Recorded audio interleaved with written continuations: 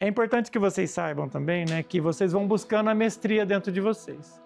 E a mestria vai te dar o quê para vocês? A capacidade do autocontrole. Porém, o mestre é um servo, né? E se dá serviço pra gente, o que a gente faz? Presta o serviço, entendeu? É isso que é o mestre é um servo. Então, todos os lugares que eu vou, eu estou servindo de alguma forma. Nesse momento, eu estou servindo para ser um veículo de comunicação dos conhecimentos que estão no livro, dos conhecimentos herméticos, ou de algum outro mestre que queira passar uma informação para vocês. Então, por exemplo, quando eu estava falando da parte do ser que é galáctico, era uma informação de Samael. Quando eu falei de Hélios e Vestas, é uma informação do Hélios e de Vestas. Então, quando eu cito um mestre, é porque ele está falando por mim, entendeu? Não sei se vocês já prestaram atenção nisso. Então, eu sou o quê? Um avatar que comunica. Meu papel é comunicar, o mensageiro. Por isso que eu falei que o mensageiro não é importante, mas a mensagem é importante. Então, esse é o meu papel.